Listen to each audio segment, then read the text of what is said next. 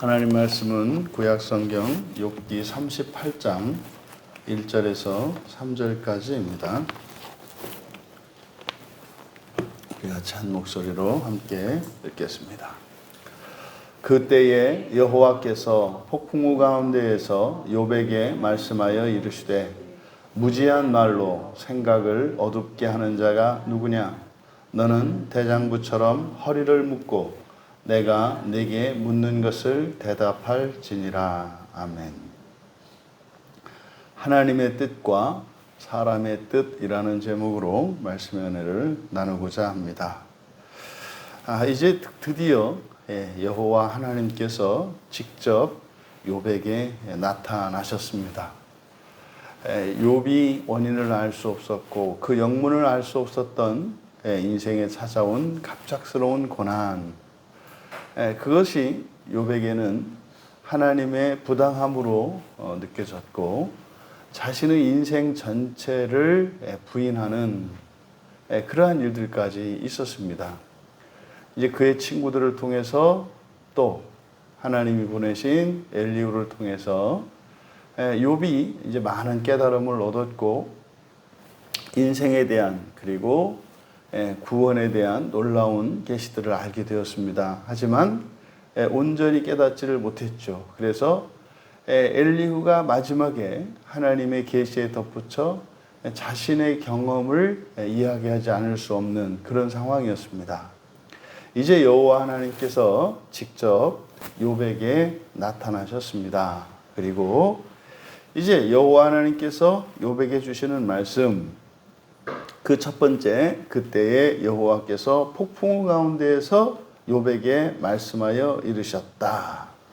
여기서 폭풍우라고 번역한 말이 사르라는 말인데, 이 사르라고 하는 것은 여기서는 이제 폭풍으로 번역이 되었고 또 성경에 따라서는 회오리 바람으로도 번역이 됩니다. 그래서 이 사르는 하나님의 권능을 나타내고 또 이것은 하나님이 징벌의 도구로도 사용하십니다. 하지만 이 폭풍우로 번역된 이 사르라고 하는 것은 단순히 하나님의 징계의 도구로만 또 하나님 도구로만 사용되는 것이 아니라 또 구원의 도구로도 사용이 됩니다. 그래서 죽음을 보지 않고 하늘로 들려 올렸던 엘리야, 그 엘리야가 회오리 바람으로 하늘에 올려집니다. 이게 이제 열왕기하 2장에 엘리야의 승천 장면이 기록되어 있는데, 그때 엘리야를 하늘로 들어 올리신 그 하나님의 권능을 회오리 바람 이렇게 번역되어 있는데 이게 사르입니다. 또 심지어는 이것이 징계의 도구로, 그래서 구약의 선지자 가운데 이게 적극적으로 하나님께 대적했던 불순종했던 선지자 요나, 그 요나가 하나님의 명령을 거절하고 이제 오히려 정반대 방향으로 갈 때 요나가 타고 가는 배를 하나님께서 막으시죠. 그때 이제 일었던 그 폭풍우가 바로 이 사르입니다. 그래서 주로 이 사르는 하나님의 징계의 도구로 쓰일 때는 여성형으로 주로 쓰이고, 그리고 하나님의 계시와 하나님의 권능을 나타낼 때 이때는 남성형으로 쓰입니다. 폭풍우 가운데에서 이제 말씀하셨다. 그러니까 이 폭풍이 나타내는 그 의미, 그러니까 하나님의 권능 중에서 말씀하시는 거예요. 그때 이제 여호와께서 말씀하셨다. 근데 폭풍우 가운데에서 욥에게 말씀하신 이것이 이제 뒤에 40장에 가면 40장 1절에도 똑같이 여호와께서 이제 나타나십니다. 여호와께서 욥에게 일러 말씀하시되, 그러니까 욥기에서 보면은 여호와 하나님이 욥에게 직접 나타난 것이 이제 두 번입니다. 여기 38장과 40장에. 그래서 욥에게 직접 말씀하신 이것이 두 번인 것을 알 수 있어요. 그래서 38장과 39장 그리고 40장에서 42장 이게 두 번에 나뉘어 있는데 이제 성경에는 이것이 이제 연이어서 이렇게 기록이 되어 있습니다만 그러니까 41장과 42장 사이에는 간격이 있음을 알 수 있습니다.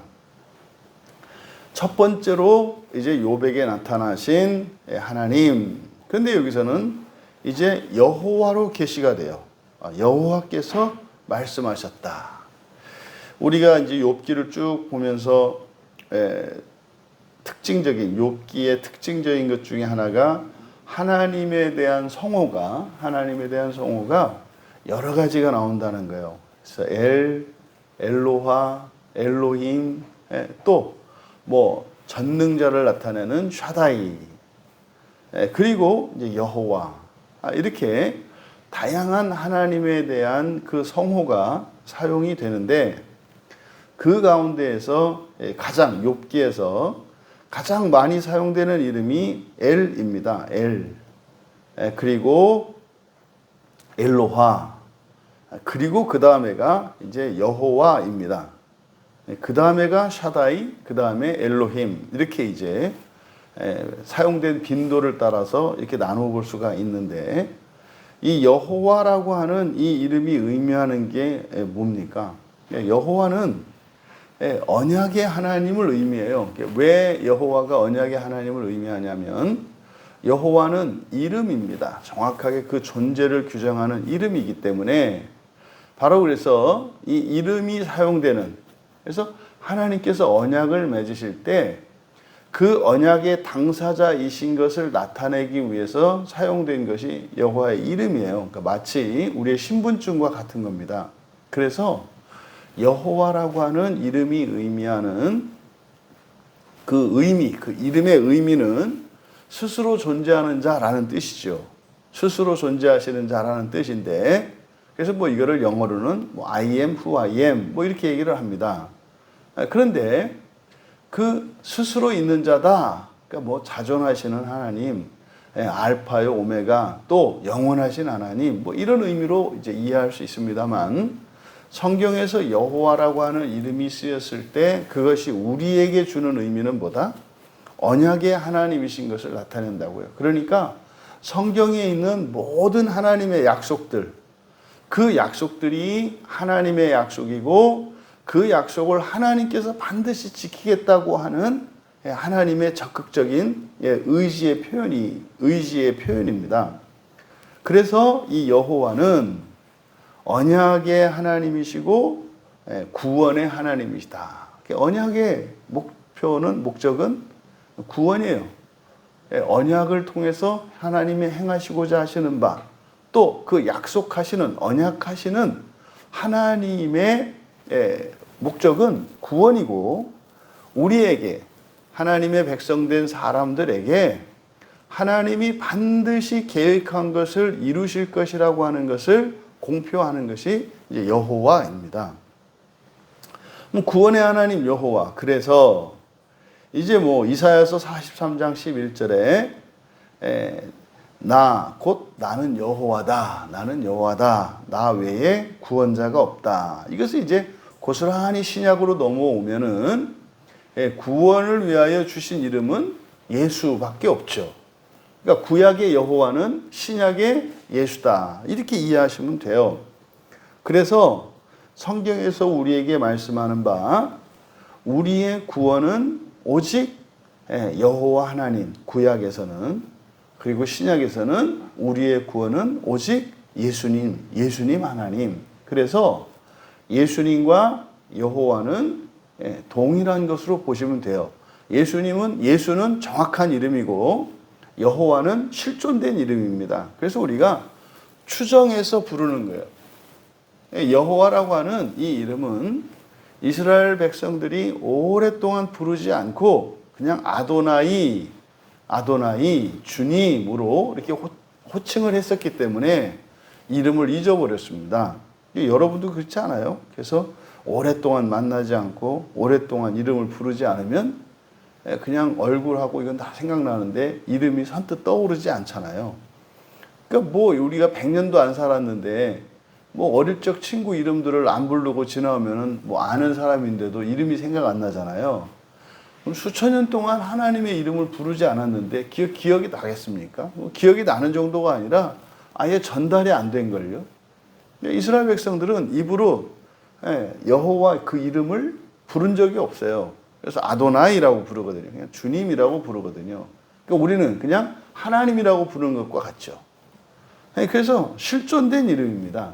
그래서 실존됐기 때문에 정확하지가 않아요. 그런데 우리는 정확한 이름을 알고 있죠.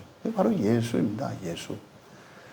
오직 그래서 이 여호와 하나님께서 하셨을 때 이 여호와는 이 욥기에서 이렇게 많이 등장하지, 이게 32번 등장을 하는데 이 여호와라고 하는 이름이 성경 전체에 사용되는 게 아니라 앞에 서론에 해당하는 1장, 2장, 그리고 지금 여기 38장부터 그래서 이 욥기의 시작과 욥기의 끝부분에 여호와 이름이 등장을 해요. 그리고 이제 예외적으로 중간에 들어가 있는 게 12장 9절입니다. 12장 9절에 여호와 이름이 사용이 돼요. 그러면 그 여호와 하나님, 그러니까 여호와 하나님이니까 구원의 하나님이세요. 언약의 하나님이세요. 근데 지금 욥기에서 여호와 하나님이 욥과 직접적으로 언약을 맺은 게 없어요. 없어요. 근데 오히려 이 욥기에서는 사탄과 마치 내기하는 것처럼 시작이 되죠. 여호와 하나님께서 사탄에게 욥을 인정하는 것으로 시작을 해요. 그러면은요, 욥이 하나님 앞에서 순전한 자로, 그러니까 아브라함 언약의 자손들에게 사용되는 명칭으로 보면은 선하고 의로운 자예요. 선하고 의로운 자, 이 욥이. 근데 선하고 의롭다고 하는 이것을 여기서는 뭐 온전한 자, 그리고 악에서 떠난 자, 하나님을 경외하는 자, 뭐 이렇게 이야기를 하죠. 근데 그때 하나님이 사탄에게 그 말씀을 하심으로써 하나님이 하신 말씀 자체가 이게 언약이죠. 왜냐하면 하나님은 빈말을 하지 않으시니까. 그래서 사탄이 막 시험을 했단 말이에요. 근데요, 사탄이 보기에 욥이 온전하지가 않아요. 하나님을 경외하지도 않아요. 그러니까 사탄이 말했던 것처럼 맨 처음에 여호와 하나님께 한단 말이에요.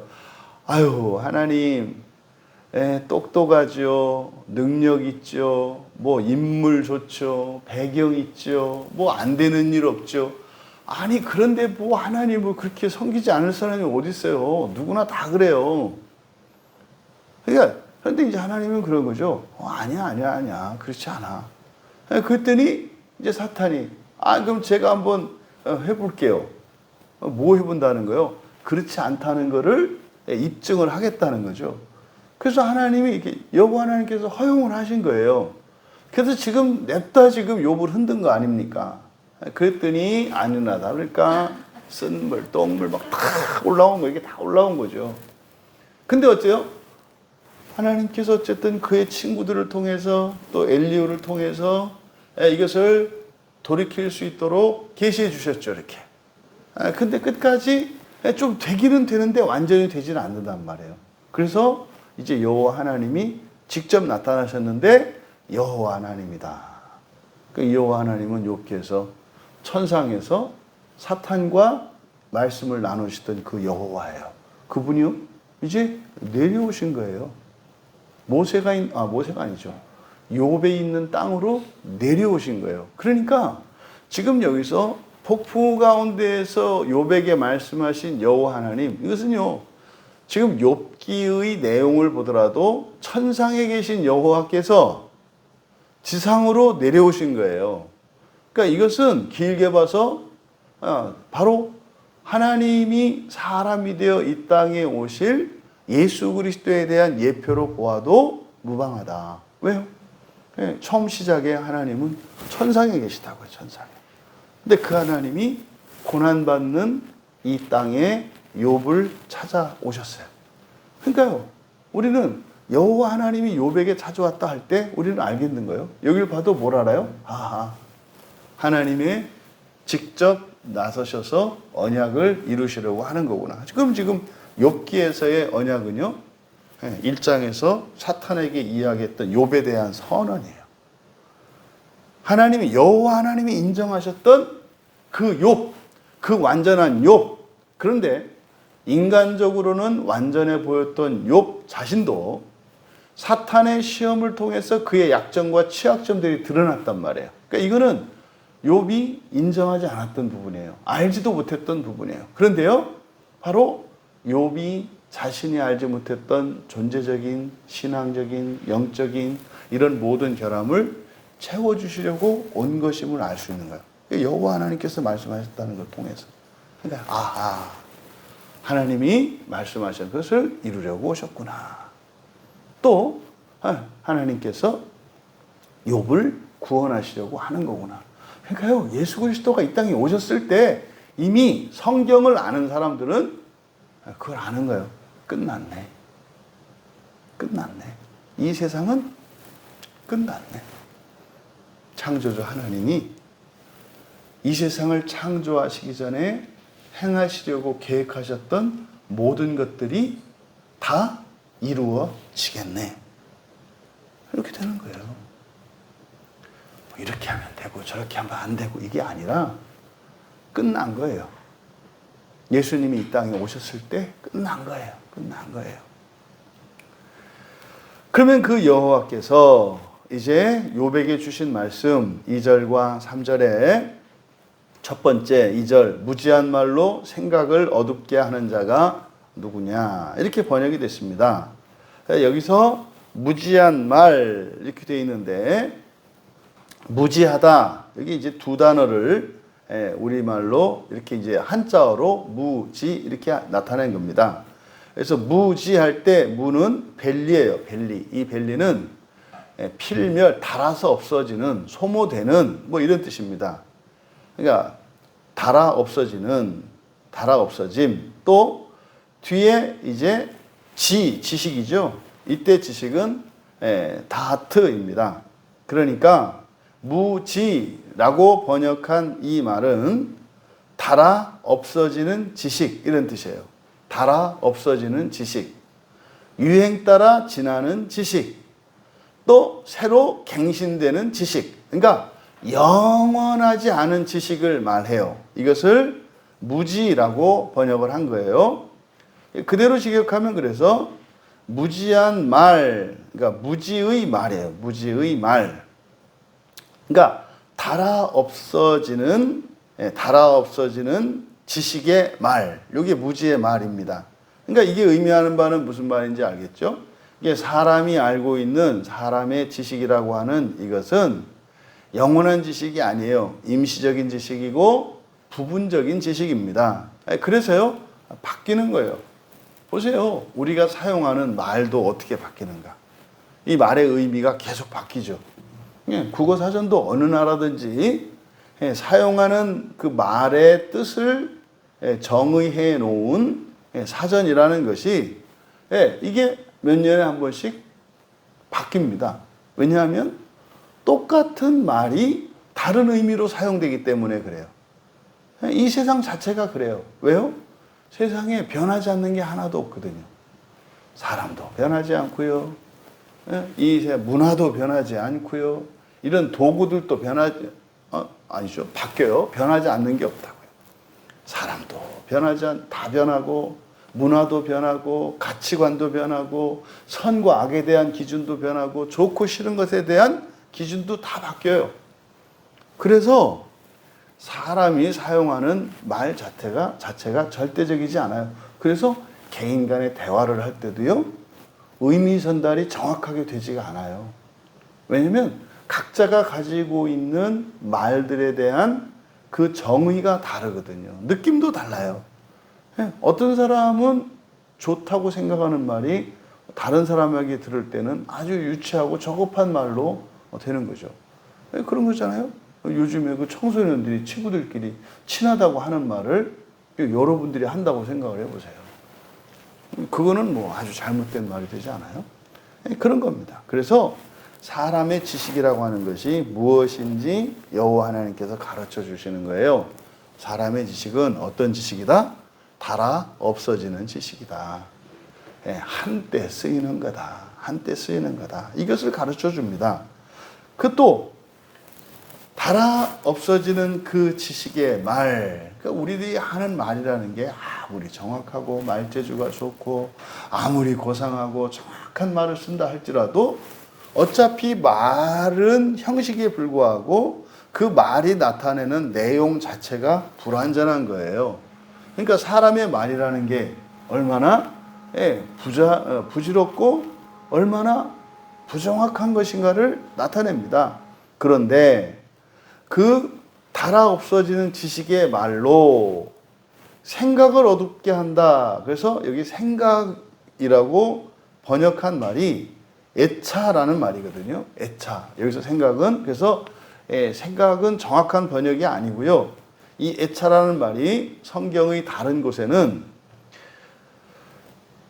시편 14편 6절에는 계획으로 번역되어 있어요. 계획. 이것이 이제 그 의미를 가장 잘 나타내는 것을 볼 수 있어요. 계획. 그리고 시편 106편 13절에는 이걸 가르침으로 나타내 있습니다. 가르침으로 번역되어 있어요. 그래서 주로 잠언에는 잠언 1장 25절뿐만 아니라 잠언의 교훈이라고 번역된 말이 요 애차예요. 그리고 모세오경에 신명기 12장 28절에는 이것을 모략이라고 번역되어 있습니다. 그러니까 생각으로 번역된 이 말이 의미하는 게 뭐예요? 가르침을 담은 거고요. 그 가르침은 어떤 계획을 의미하고요. 그 계획은 우리에게 유익을 주는 교훈이에요. 그래서 이거를 모략이라고 합니다. 그러면 이 애차, 이거를 70인역에서는 헬라어로 번역할 때 이것을 뭐라고 번역했냐면 이거를 불례로 번역을 했어요. 그래서 설교의 제목을 하나님의 뜻과 사람의 뜻이라고 한 거예요. 근데 이때의 뜻은 텔레마가 아니라 불례예요, 불례.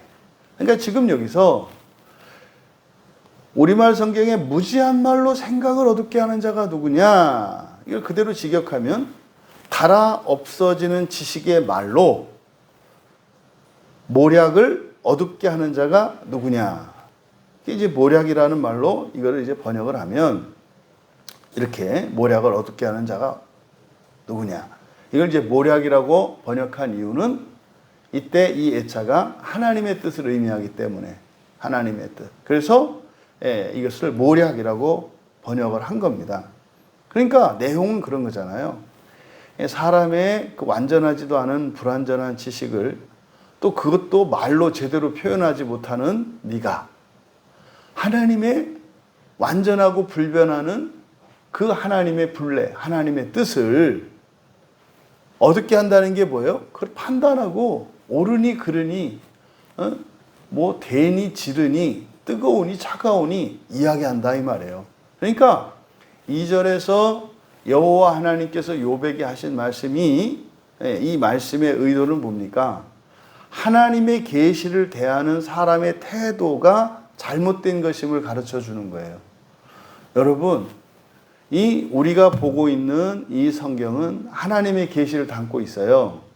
그러면 그 하나님의 계시를 대하는 우리의 태도가 어떠한지를 지금 2절에서 말씀하시는데 이것은 욥이 하나님의 계시를 받아들였던 욥의 이런 실수와 잘못들을 지적하시는 말이죠. 그러니까 이거는 욥에게만 주시는 말씀이 아니라 이 세상을 살아가는 모든 사람들이 우리가 이 세상을 사는 동안 인류의 역사가 계속되는 동안 저지를 범죄이고 어리석음이며 신앙인들이 고쳐야 되는 아주 고질적인 약점이라는 것을 우리에게 가르쳐 줍니다.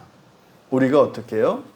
하나님의 말씀을요, 영광스럽게 할렐루야 이렇게 받아들이는 게 아니라 이게 뭐 나한테 맞느니 안 맞느니 이렇게 하나님의 말씀을 판단하고 평가하고 자기가 이렇게 시험 감독관이 돼서 이렇게 하나님의 말씀을 이렇게 감시하는, 이게 지금 2절에서 여호와 하나님께서 모세에게 하실 말씀입니다. 여러분, 이 모략으로 제가 번역을 한, 지금 생각으로 번역되어 있는 애차, 이것은 하나님의 뜻만 있는 게 아니라 사람의 뜻도 있죠.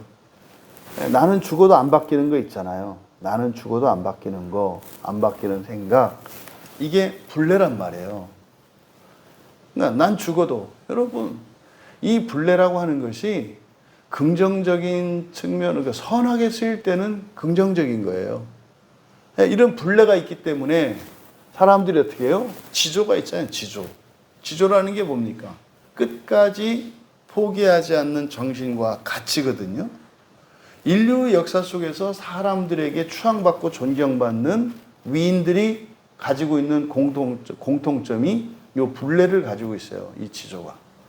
또 반대로 이 세상에서 내놓으라는 악당들도 갖고 있는 게 이 지조예요. 죽어도 그런 거잖아요. 목에 칼이 들어와도 의리를 지키겠다라든지 이런 거죠. 또요, 사회적으로 성공하는 사람들이 공통적으로 가지고 있는 게 요 불례입니다.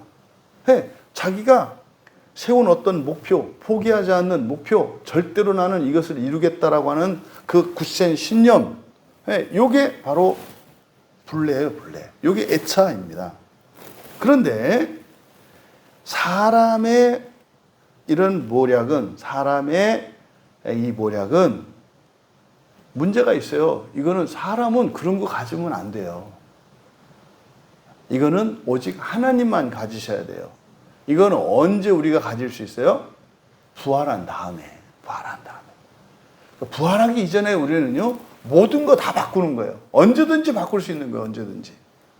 그러니까요, 어제까지 잘못 알았다, 내가 지금까지 알고 있던 게 잘못되었다는 걸 알고 오늘 새로 깨달았어. 이것도 내일 또 바꿔야 되는 거예요.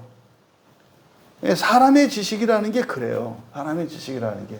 항상 날마다 새로워져야 한다는 것이 있으면 안 돼요. 근데요, 절대 바뀌지 않는 게 있어요. 하나님의 뜻이에요.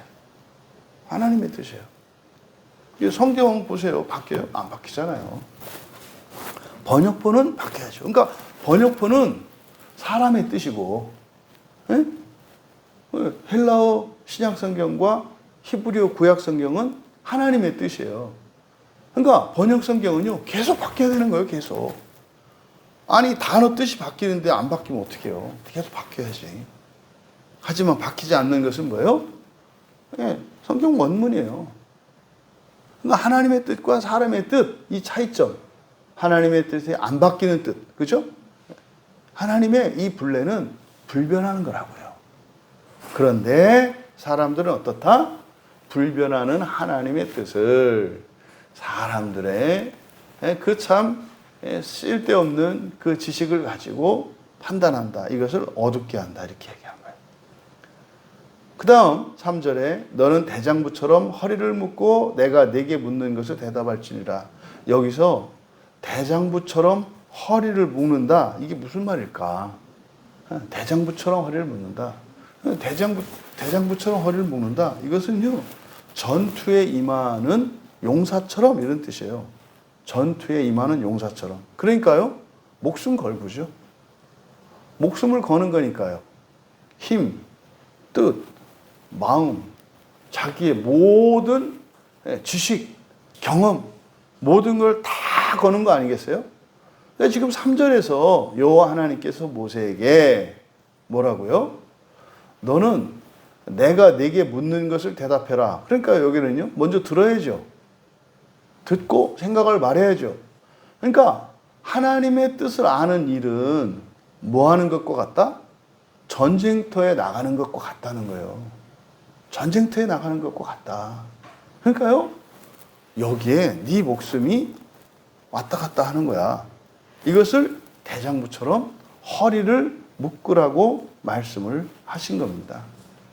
여러분, 우리가 하나님의 말씀을 들을 때 정말 이제 막 전투에 나가는, 언제 총알이 날아올지 모르고 언제 포탄이 떨어질지도 모르는 전장에 지금 막 출병하는 그런 전투 병사와 같이 하나님의 말씀을 듣고 그 하나님의 말씀에 대해서 답해야 된대요. 어저께 그 박남민 집사님 전화 통화를 했는데 목요일 날 나눔할 때 그 연화도 주민 그 들어오셨잖아요. 그렇죠?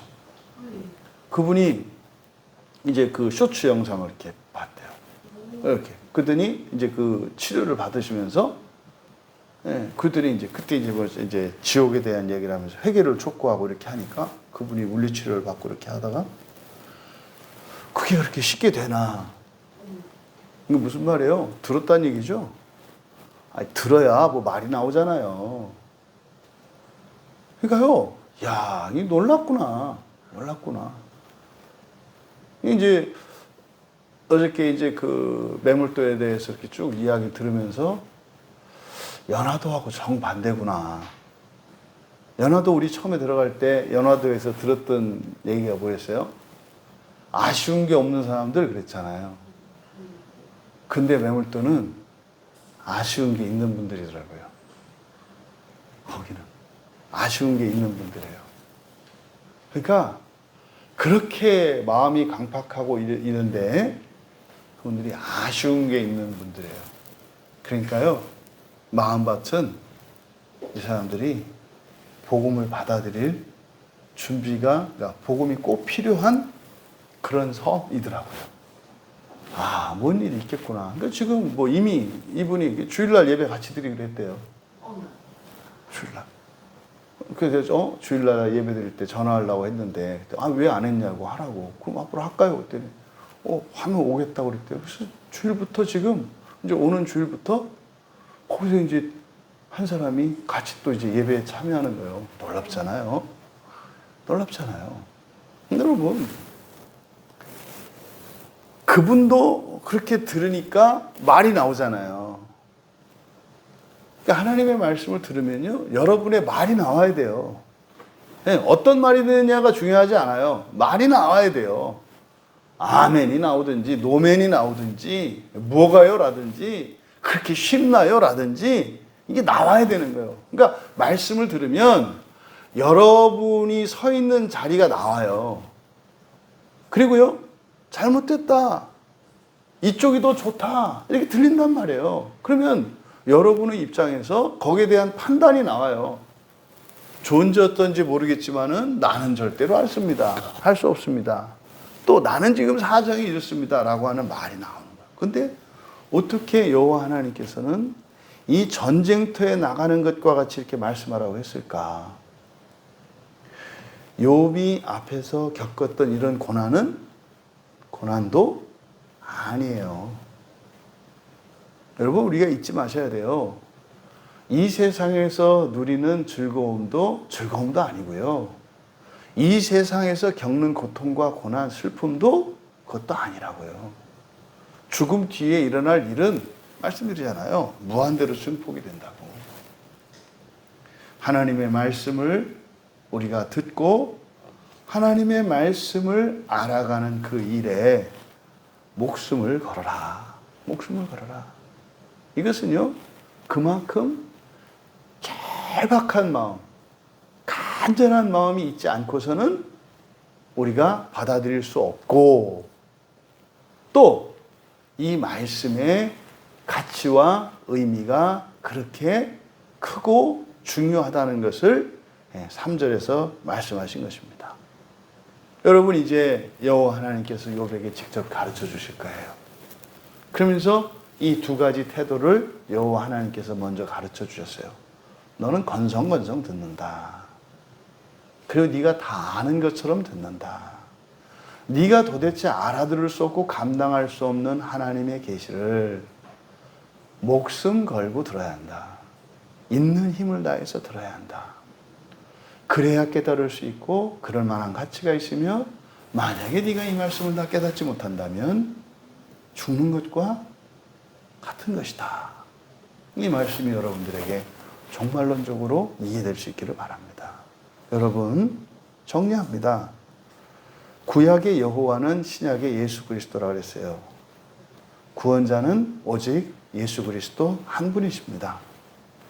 절대적이고 유일하신 분이십니다. 절대적이고 유일하신 분이에요. 그러면 여호와 하나님의 말씀, 또 예수 그리스도의 말씀, 그것을 담아놓은 것이 이 성경입니다.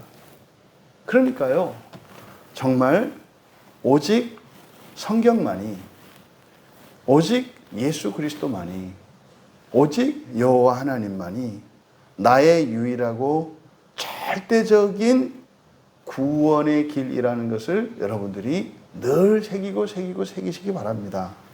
그리고 그것을 여러분들이 전적으로 믿고 인정할 수 있도록 하나님의 은혜를 구하며 기도하셔야 돼요. 나는 예수님이 유일한 구세주라는 거 믿어요. 나는 성경이 오직 유일한 진리인 것을 믿어요. 지금 내 수준에서예요. 내 수준에서. 그것이 날로 온전해질 수 있도록 우리가 기도해야 된다.